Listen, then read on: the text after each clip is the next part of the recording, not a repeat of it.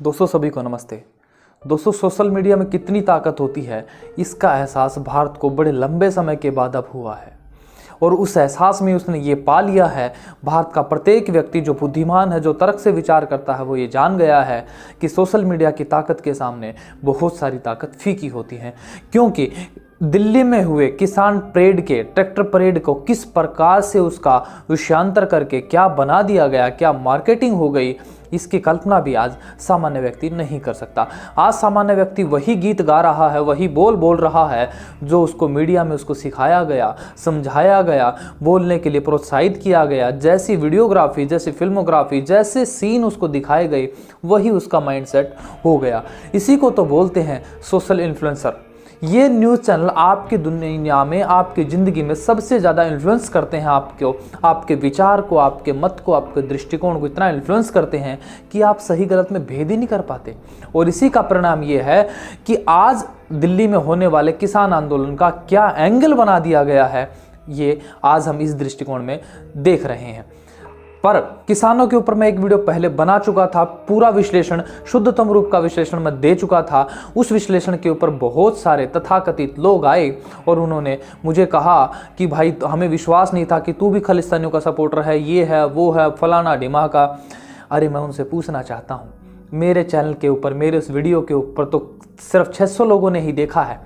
अरे सोच के देखो, जिसके हजारों लाखों मिलियनों सब्सक्राइबर हैं, उन्होंने अपनी बात को कहकर कितने लोगों का माइंड वॉश किया होगा।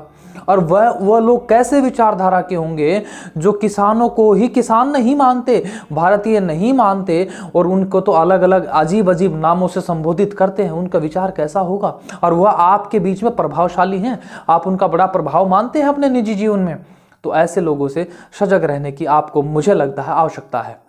इसलिए मैं आज आप सभी के बीच में दोबारा आया हूं और वो पॉइंट जो अभी तक 26 जनवरी के बाद से अभी तक किसी के सामने नहीं आए थे, वो पॉइंट दोबारा से मैं आप सभी के बीच उठाऊंगा और आपका एक और अच्छे ढंग से अपना दृष्टिकोण समझाने का प्रयास करूं। अपना अर्थात जो वाकई में किसानों का दृष्टिकोण हो सकता है, वो फैसला आपका है। मैं ये नहीं कह रहा हूं और मैं ये भी नहीं कह रहा हूं ये मेरा दृष्टिकोण है। मैं सिर्फ वो पक्ष बता रहा हूं कि यह भी एक पक्ष है। सोचना, समझना, मानना, न मानना आपका है। जब किसान प्रोटेस्ट कर रहे तो किसान बार बार ये कह रहे कि हमारी चीजें नहीं दिखाई जा रही, ये है, वो है। और असल पत्रकार भी तो वही होता है जो सही गलत दोनों पक्षों को सामने रख दे जनता के। अब जनता फैसला करे कि कौन सा सही, कौन सा गलत। वरना जो एक ही पक्ष को मानकर अपने ढंग से उसको लिपापोती करके पेश करता है, वो पत्रकार नहीं, वो पत्तलकार होता है। तो ऐसे पत्रकारों से भी आपको सावधान रहने की आवश्यकता है। और आज के वीडियो में और ऐसे गुप्त बातों का खुलासा हम करेंगे और समझेंगे किसान आंदोलन में अब आगे क्या हो रहा है, कैसे आंदोलन फ्लॉप हुआ, अब कैसे क्या रणनीतियां बन रही है, किस किन रीजनों की वजह से, कौन कौन से पॉइंट ऐसे थे जो आप लोगों को अभी तक नहीं सामने लाए गए। तो दोस्तों इसमें व्यर्थ न करते हुए चलिए शुरू करते हैं आज का वीडियो। साथियों, सबसे पहले पॉइंट नंबर 1, मैं पिछले वीडियो में ही बता चुका था किसानों को किस प्रकार बाईपास से मोड़कर रिंग रोड पर पुलिस प्रशासन के द्वारा चढ़ाया गया। ये बात अब सारे न्यूज चैनलों के माध्यम से, सारे लाइव्स के माध्यम से, सारे बड़े किसान नेताओं के माध्यम से आ चुकी है। दूसरे पॉइंट में आप देखेंगे कि किसान नेताओं की अभी जो चीजें निकल कर आई उसमें यह हुआ है कि जिस समय मुख्य किसान नेताओं का जो मेन लीडर थे उसके, उनका जत्था जब करनाल बाईपास पर ही पहुंचा था, उस समय तो लाल किले की घटना को अंजाम दे दिया गया था। तो किसने अंजाम दिया, यह भी समझने वाली बात है। बढ़ते हैं पॉइंट नंबर 3 की तरफ। पॉइंट नंबर 3 में बात करें, पॉइंट नंबर 3 में सबसे बड़ी बात बार बार उठाई जा रही है तिरंगे का अपमान, तिरंगे का अपमान, तिरंगे का अपमान, तिरंगे का अपमान। तिरंगे के अपमान को लेकर मैं पहले भी कह चुका था, उस पोल पर कोई तिरंगा झंडा नहीं लगा हुआ था। हाँ, मैं ये मानता हूं, इस बात से बिल्कुल सहमत हूं कि वहां पर जो निशान साहिब या कोई भी झंडा फहराया गया वो गलत था, निश्चित तौर पर नहीं होना चाहिए था। और वहां उसको जो खालिस्तान का झंडा कह रहे हैं उसको, उनको मैं दिखाना चाहता हूं। इस फोटो को देखिए, इस फोटो में जो 2 फोटो हैं, एक तो झंडा है निशान साहिब का, और उसके जो साथ वाला, जो पीछे वाला जो झंडा है, जो पीला झंडा है, वो खालिस्तान का झंडा नहीं है। उसको आप ध्यान से पढ़ेंगे पंजाबी में, देखो चौकोर एक डब्बा है, उस चौकोर डब्बे के अंदर कुछ लिखा हुआ है, शायद पंजाबी में जय जवान जय किसान लिखा है या कुछ और लिखा है। संभवतः 99.9% मैं कह रहा हूं वह किसान यूनियन का झंडा है, क्योंकि खालिस्तान के झंडे में कोई बॉर्डर नहीं होता, वह निशान साहिब होता, कोई लिखावट इस तरह से नहीं होती है। और खालिस्तान का झंडा आप ये देखिए ऐसा होता है। तो जो लोग ये कह रहे हैं कि खालिस्तान का झंडा फहराया गया, वह बिल्कुल यहां गलत है। हाँ, निश्चित तौर पर लाल किले परिसर के अंदर खालिस्तान के झंडे आए होंगे, इसके भी हम आगे आने वाले पॉइंटों में डिस्कस करेंगे किस तरह का क्या रहा, और फहराए भी गए होंगे। पर उस पोल के ऊपर जो विवाद बन रहा है, उस पोल पर कोई ऐसा झंडा नहीं फहराया गया, ना ही तिरंगा उतारा गया। पॉइंट नंबर 4 में बार बार किसान नेताओं को बदनाम किया जा रहा है, चाहे वो राकेश टिकैत जी हो चाहे कुछ और हो, सबको भयंकर रूप से बदनाम किया जा रहा है कि तुमसे आंदोलन होते नहीं तो क्यों तुमने उठाया, तुम्हारे बस की बात नहीं तो तुमने क्यों किया। चलो मैंने मान लिया उनके बस की बात नहीं थी। सरकार के तो, सरकार से ईश्वर के बाद संसार में सबसे कोई ताकतवर चीज होती है वह सरकार होती है, सरकार के तो बस में है ना। तो इतनी बड़ी सरकार जिसके पास पुलिस सब कुछ, सारा प्रशासन जिसके पास, वह इनको कंट्रोल तक क्यों नहीं कर पाई। अरे ये तो 10 20 50 नेता हैं, वह इतने सारे लोगों को माइकों से कैसे कंट्रोल कर लेंगे जब सरकार के पास सारे तंत्रों के कंट्रोल नहीं कर पाई। अपना माइंड साफ कर लो कि इतने बड़े आंदोलन को कंट्रोल करना आसान बात नहीं होती, बालकों का खेल नहीं होती। 1857 की क्रांति भी इसी वजह से फेल हुई थी, मैंने पिछले वीडियो में आप सबको बताया था। पॉइंट नंबर 6 में हम बात करेंगे दीप सिंधु की। इस सिंधु को कोई यूट्यूब चैनल वाले उसको बीजेपी का कह रहे हैं, कोई कांग्रेसी कह रहे हैं, वो कई लोग उसको कांग्रेसी का कहने के बाद बीजेपी का कह रहे हैं, उनका खुद का स्टैंड क्लियर नहीं है। मैं उनसे बताना चाहता हूं, जितनी भी किसान यूनियन है, जितने भी किसान मंच है, किसानों के मजदूर संघ बने हुए हैं, किसी भी संघ ने उसको अपना सदस्य माना तक नहीं है। अब वह सदस्य किसी मंच का नहीं है, किसी यूनियन का नहीं है, तो वह सीधा लाल किले में पहुंचा कैसे, किसकी अनुमति से पहुंचा, मेरा सवाल है सबसे। कोई उत्तर देना चाहे तो कमेंट बॉक्स खाली पड़ा है, कोई उत्तर नहीं देने वाला। अगर वह पहुंच गया तो मुझे यह बताइए वो पहुंचा कैसे, ट्रैक्टर उसके पास कहां से आया, किसान कहां से आए, किस किसान ने उसको सहयोग किया। तो इसमें मैं बताना चाहूंगा, जिस तरह से मैंने पिछले वीडियो में बताया था, हर पार्टी के पास अपने प्रायोजित ढंग के अपने खुद के गुंडे, किसान, मजदूर सब कुछ होता है, प्रोटेस्टर होते हैं, गुंडे होते हैं, सब कुछ होता है। तो क्या वो पार्टी जो वह लोग, वह नेता जो इस प्रोटेस्ट को खत्म करना चाहते हैं, बदनाम करना चाहते हैं, तो क्या दीप सिंधु जैसे लोगों को 10 20 किराए के टटमुंजिए किसान उपलब्ध करा के, ट्रैक्टर उपलब्ध करा के उसके बीच में नहीं घुसेड़ सकते हैं क्या? आराम से घुसेड़ सकते हैं। वहीं अब दीप सिद्धू का एक वीडियो आया जिसमें वो कह रहा है कि मेरी कोई गलती नहीं है, मैं पुलिस मेरे से इंक्वायरी करना चाहेगी, मैं इंक्वायरी में जाऊंगा, सारा भाग लूंगा, पर मैं तब जाऊंगा जब थोड़ा शांत हो जाएगा। क्यों भाई, तुझे किसका डर है? अगर तू साफ है तो तू जाना, अभी जाता भाई। तू कहां जाकर अकेले अंधेरे काले डब्बे के अंदर वीडियो बना के बता रहा लोगों को? सीधा पुलिस स्टेशन जा और वहां अपनी बात को सत्यापित कर। नहीं, वो नहीं करेगा। वो 10 15 20 दिन 50 दिन के बाद आएगा, तब मामला ठंडा हो चुका होगा और अपने लिए जो बचने के सारे सबूत इकट्ठे कर चुका होगा, तब वह सामने आएगा। एक तो मेरे अरेस्ट वारंट जारी हो गए ते लुकआउट नोटिस भी जारी हो गया। First I want to give this message that I will join investigation. I need some time to bring out the truth because whatever has been spread. और चलो सामने आए ना आए वो बाद की बात है। अब अगर वह ठीक था, उसको पता था, वो तो बुद्धिमान था ना, किसान तो हमारे पागल हैं, मूर्ख हैं, अनपढ़ आदमी है, उसको तो पता था ना कि हमें लाल किले में नहीं जाना है। क्यों गया लाल किले में? उसको रोकना चाहिए था। उसने अगर अपना लाइव आना था तो ये कहते हुए आता, देखो भाई चलो वापस चलो, मेरे किसान भाइयों वापस चलो, मैं यहाँ नहीं आना, हम गलत जगह आ गए हैं, हमें डाइवर्ट किया जा रहा है, हमें ये किया जा। लाइव कैसे आ रहा? ये देखिए निशान साहब का झंडा, ये वो नारे लगाते हुए आ रहा है। क्यों लगा रहा भाई? अगर तुझे इतना ही समझ है तो क्यों नहीं किया तूने इस बात को? नहीं, वो नहीं बोलेगा। और उसके बाद जब उसने ये कर्म कर दिया तो वह वहां से भागता है, बाइक के ऊपर भागता है। वीडियो देखिए, और बाइक के ऊपर क्यों भागा? अगर वह इतना ही सच्चा था, किसानों ने जब उसको ट्रैक्टर पे पकड़ा तो बाइक के ऊपर क्यों भागा? वो क्यों नहीं रुका? क्योंकि यह आदमी बिल्कुल ठीक नहीं है। कोई इसको बीजेपी का कहे, कांग्रेस का कहे, किसी का भी कहे, पर यह निश्चित जान लो किसानों का नहीं है।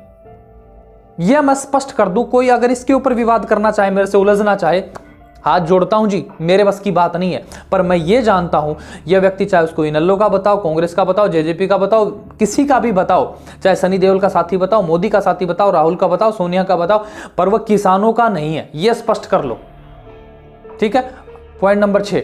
अब मैं पॉइंट नंबर 6 में आपसे बात करना चाहता हूं। चलो, अगर दीप सिद्धू गिरफ्तार हो गया, उसने गिरफ्तारी दे दी, तो उसका केस कौन लड़ेगा? ध्यान रखना, इस बात को बड़ी बात कह रहा हूं। इसका केस वही वामपंथी, वही कम्युनिस्ट, वही खालिस्तानी, वो आपको कुछ भी कहें, देश को तोड़ने वाले वही वकील लड़ेंगे, जिन वकीलों को प्रायोजित ढंग से फंडिंग होगी, और वह उसको निकाल ले जाएंगे, कैसे भी करके शाम दाम दंड भेद लगे बचा के निकाल ले जाएंगे। ध्यान रखना इस मामले में, वह किसके ऊपर उसका केस लड़ता कौन है, इस पॉइंट में हम बात करेंगे। हरियाणा में किसानों को लेकर भयंकर राजनीति हो रही है, चाहे फिर वह छोटी पार्टी हो, बड़ी पार्टी हो, छोटा नेता हो, बड़ा नेता हो, कोई मौका नहीं चूकना चाहता अपनी रोटियां सेकने के नाम पर। अरे मुझे तो दुख इस बात का होता है, यूट्यूबर भी राजनीति कर रहे हैं। क्या चाहते हो भाई? अरे तुम्हारे को ईश्वर ने बुद्धि दी है, बोलने की शैली दी है, तो क्यों ना लोगों को सही दृष्टिकोण दे देते। अरे सही बस की बात नहीं है तो दोनों ही प्रस्तुत कर दो, जनता अपना स्वयं निर्णय कर लेगी किसने किसने क्या बोला कैसे बोला। आप क्यों अपनी राजनीति रोटियां सेक रहे हो? राजनीति करने तो खुले मंच पर कहो कि मैं राजनीति में आ गया हूं, अब मैं अपने गंदे वाला खेल में चलूंगा, अपनी चालें चलूंगा, लोगों को बरगलाने का प्रयास करूंगा, परंतु वो नहीं मानेंगे। और जो आज की राजनीति, हरियाणा में राजनीति वो हो रही है, वो देखो। हरियाणा का उप मुख्यमंत्री दुष्यंत चौटाला, जो पूरा इस तंत्र को समझ सकता है, समाधान कर सकता है, अपनी बात रख सकता है, उसका अभी तक एक स्टेटमेंट नहीं आया, क्योंकि वो सरकार में है। वहीं उसके परिवार के लोग, अभय चौटाला, दिग्विजय चौटाला का वीडियो देखिए। नहीं, ऐसा नहीं है। राकेश टिकैत जी देश के महान किसान नेता बाबा महेंद्र टिकैत का खून है। उन्हें देशद्रोही कहना या उन्हें राष्ट्रद्रोही कहना, मैं इसको कतई गलत मानता हूं। इसको सरकार को इन शब्दों पर पुनर्विचार करना चाहिए। वो तो सच्चे हिमायती रहे किसान के। ये कह रहा है राकेश टिकैत जी तो वाह क्रांतिकारी हैं, बहुत बढ़िया, क्योंकि सरकार में ये नहीं है। दूसरी ओर इनके चाचा जी, पिताजी, पूरा परिवार के लोग इस्तीफे दे रहे हैं। अभय चौटाला जी इस्तीफा दे चुके हैं। भाई तुम चाहते क्या हो? मतलब जिधर भी वजन बढ़ेगा उधर ही तुम हो लोगे, ऐसी राजनीति होती है क्या? अरे राजनीति होती है विचारों की। तुम्हारा तो खुद का कोई विचार ही नहीं है, मूर्खों के बादशाह बने बैठे हो तुम तो। इस व्यक्ति को किसने बोला इस्तीफा देने के लिए? और इस्तीफा देके करेगा क्या? वहां जाएगा अपनी राजनीति रोटियां सेकेगा। तो ये हरियाणा में राजनीति के नाम पर हो रहा है। आपको नजर रखना है कौन व्यक्ति कैसे कर रहा है आपके किसानों के साथ। अगले पॉइंट की तरफ बढ़ते हैं। Point number 9। ये पॉइंट इसलिए ज्यादा जरूरी हो गया क्योंकि मैं एक वीडियो देखा, मैंने उस वीडियो में मैं देख रहा था, एक व्यक्ति कह रहा है कि वह घरों में घुस गए हैं, तोड़फोड़ कर रहे हैं, कॉलोनियों में घुस गए, ये घुस गए हैं। उससे पहले इस वीडियो को देखिए। दो औरत पुलिस मुलाजम ਆਪਣੇ ਆਪ ਨੂੰ ਫਸਿਆ ਮਹਿਸੂਸ ਕਰ ਰਹੇ ਸੀ। ਉਸ ਵੇਲੇ ਇਨ੍ਹਾਂ ਹੀ ਗੁਰੂ ਦੇ ਸਿੰਘਾਂ ਦੇ ਵੱਲੋਂ ਉਹਨਾਂ ਨੂੰ ਉਸ ਇਲਾਕੇ ਤੋਂ ਬਾਹਰ ਕੱਢਿਆ ਗਿਆ ਅਤੇ ਆਰਾਮ ਦੇ ਨਾਲ ਇੱਕ ਪਾਸੇ ਲਿਜਾ ਕੇ ਪਾਣੀ ਪਿਲਾਇਆ ਗਿਆ। ये वीडियो लाल किले का है। जब लाल किले में ड्यूटी पर तैनात 2 महिला पुलिसकर्मी इसे हाउला देखकर परेशान हो जाते हैं, उनका दिल घबरा जाता है। उनका सपोर्ट कौन कर रहे हैं? वही सिख, वही सपोर्ट कर रहे हैं कि बहनों आप जाओ, आराम से बैठो, आप निश्चिंत रहो, आपको यहाँ कोई चिंता की बात नहीं, हमारे रहते आपको कोई सुरक्षा, कोई गड़बड़ नहीं होगी। और मैं आपसे चैलेंज कर रहा हूं, अब भारत में, दिल्ली में इस समय 2.5 से 3-4 लाख जितने भी किसान लोग आए, आप काउंटिंग आप कर लेना, जितने भी किसान आए पूरी दिल्ली में, एक घटना मुझे यह बता दो इस बंदे का, इस किसान ने बाल ही तोड़ लिया हो, बटुआ मार लिया हो, तलवार मार दी हो, थप्पड़ मार दिया हो, चट्टू मार दिया हो, और कुछ कर दिया हो, किसी घर में घुस गए हो, किसी बहन बेटी को कुछ कह दिया हो। आप मुझे एक स्टेटमेंट बता दो।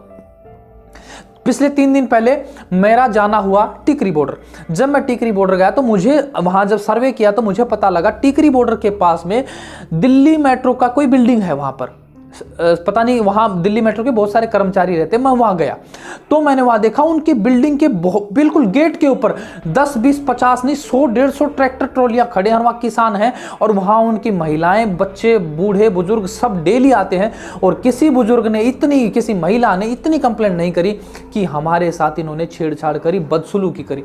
तो क्यों बदनाम कर रहे हो किसानों को कि उन्होंने हमारे साथ ये कर दिया, वो कर दिया, घरों में घुस गए, ये घुस गए। ये निश्चित तौर पर आपके, हमारे समाज के अन्नदाता को बदनाम करने की बात। अरे अन्नदाता को अन्नदाता कहने में भी अब इनको दिक्कत हो गई है। और ये सोचते हैं ये तो वो लोग हो गए हैं जो कॉरपोरेट की गुलामी करते करते अंग्रेजों के शासन को भी अच्छा शासन मानने लगे। खुद को ऋषि दयानंद ने क्या कहा था? ऋषि दयानंद ने कहा था खुद का राज्य कितना ही बेकार क्यों ना हो, स्वराज्य ही सबसे बड़ा राज्य होता है। अरे ये तो दूसरों के राज्य में ही खुश महसूस करते हैं। अरे हम तो कॉरपोरेट से खरीद लेंगे। कैसे खरीद लोगे जी? खैर इस विषय पर नहीं जाऊंगा, बढ़ते हैं अगले पॉइंट की तरफ। इस पॉइंट में मैं बताना चाहूंगा कि बार बार आपको न्यूज चैनलों के माध्यम से बार बार ये बताया जा रहा है कि 75% किसान वापस जा चुके हैं, सारे बॉर्डर खाली हो चुके हैं, ये हो चुका वो हो चुका है। मैं आपको स्पष्ट कर दूं, कोई बॉर्डर खाली नहीं हुआ, कोई किसान वापस नहीं गया। सिर्फ वो किसान वापस गए थे जो सिर्फ 26 जनवरी की परेड के लिए आए थे, बाकी सारे के सारे किसान वहीं रुके। और 26 जनवरी को गए थे, आए थे, वो भी उनमें से भी 30% किसान वहीं रुक चुके हैं। और जब से ये दुखदाई घटना हुई है, किसानों को बदनाम करने के लिए, प्रायोजित ढंग से उनको बदनाम करने के लिए घटना हुई है, उसके बाद जो राकेश टिकैत जी का जो वीडियो आया है, पूरे देश के किसान बर्बाद करना चाहते हैं। उस वीडियो के बाद से जो महापंचायतें शुरू हुई हैं, उन महापंचायतों के मुजफ्फरनगर में सबसे बड़ी महापंचायत हुई है, उसका वीडियो देखिए।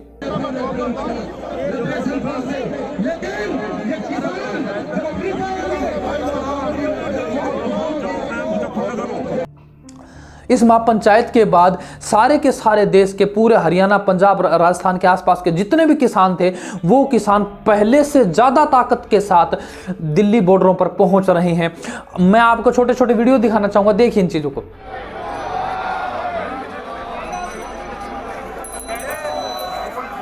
गांव के डेला में आदमी इकट्ठे रहे भाई दिल्ली जाने खातर रात ने।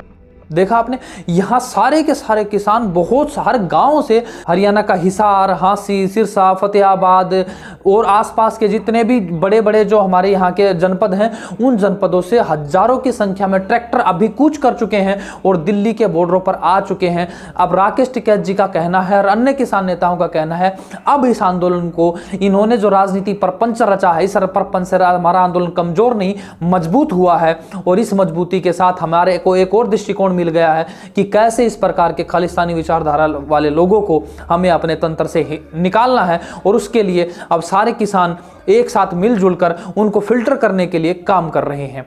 यह किसान आंदोलन नहीं रुकेगा जब तक उनकी चीजें स्वीकार नहीं कर ली जाएंगी, उनकी मांगे न मान ली जाए। दूसरी तरफ बार बार मैं देख रहा था, जो मेरे मुझे कमेंट कर रहे, तो लोग मुझे कह रहे हैं कि भाई तू भी खालिस्तानियों का सपोर्टर हो गया, तेरे से ये आशा नहीं थी, ये नहीं थी। मैं उनको बताना चाहूंगा, इस वीडियो को देख लेना, कमेंट में दिख रहा है, आई बटन पर आपको दिख रहा होगा।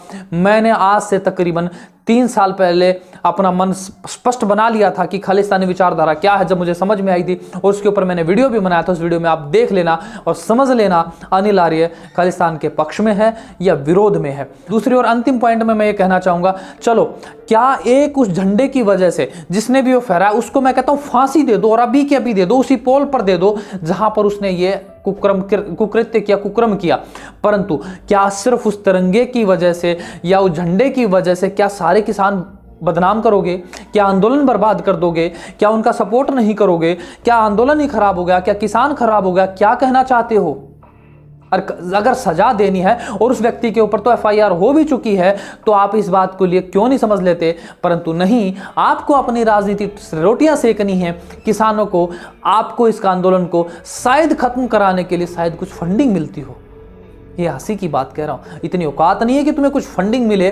तुम तो सिर्फ अपने भगत बने, अंधभक्ति में, अंधभक्ति का चश्मा पहने खामखाई लगे पड़े हो भेड़िया दसान में। और अंत में जाते जाते मैं एक बात और कहना चाहूंगा, चलो मैं मान लेता हूं कि जो भी हुआ गलत हुआ 26 तारीख को। अगर वह गलत भी था, अगर गलत, मैं तो खुद ही कह रहा हूं 26 तारीख को जो लाल किले में हुआ बिल्कुल सरासर गलत है, बहुत बड़ा गलत है, मैं कह रहा हूं। पर इसके बाद मुझे बताओ, क्या जिस चीज को लेकर किसान बैठे थे उस मुद्दे को मीडिया ने डाइवर्ट नहीं कर दिया? क्या किसानों के जो 3 कानूनों को लेकर बैठे थे, क्या वो 3 कानून उनके लाभकारी सिद्ध हो गए? क्या वो 3 कानूनों की आवश्यकता नहीं रही? क्या वो 3 कानून अब किसानों का उनका घर परिवार सब खत्म नहीं कर देंगे, किसानी को खत्म नहीं कर देंगे? उन कानूनों पर बात क्यों नहीं हो रही है? कोई बात नहीं करना चाहता, कोई यूट्यूबर बात नहीं करना चाहता, कोई मीडिया बात नहीं करना चाहता, क्योंकि मीडिया का पूरा फोकस्ड है कि इसको किसान तीनों कानूनों से हटाकर हिंसा पर लाना, हिंसा पर लाकर जिस प्रकार ये वही करना चाहते हैं जो सुशांत सिंह राजपूत की हत्या में हुआ। हत्या सुशांत सिंह राजपूत की हुई, इसको ढूंढते ढूंढते कहां पहुंच गए? Drug mafia, drug mafia, drug mafia. अरे भाई वो सुशांत क्यों मरा ये तो बता दो, सीबीआई जांच, वो बात। यही आप इस आंदोलन के साथ आज का तंत्र करना चाहता है। तो मैं मेरे किसान भाइयों से धन्यवाद करना चाहूंगा। आप अपना बुद्धि से विचार करते रहना और ऐसे लोगों को फिल्टर करते रहना और अपने आंदोलन को शुद्धतम रूप में आगे बढ़ाते रहना। और मैं आपका तन मन धन से सपोर्ट करता हूँ। जय जवान जय किसान। दोस्तों वीडियो अगर अच्छा लगा तो वीडियो को लाइक करना, शेयर करना और चैनल को सब्सक्राइब करना जरूर कर लेना अगर आपको वीडियो अच्छा लगा हो। और इस किसान आंदोलन के ऊपर मेरा दृष्टिकोण क्या रहा ये आपको समझने में अब थोड़ी शायद सहूलियत होगी। दोस्तों मैं मिलूंगा आप सभी से अगले वीडियो में, तब तक आप सभी लोगों ने बहुत सारा ख्याल रखें। बहुत बहुत धन्यवाद, बहुत बहुत आभार सभी को। नमस्ते जी।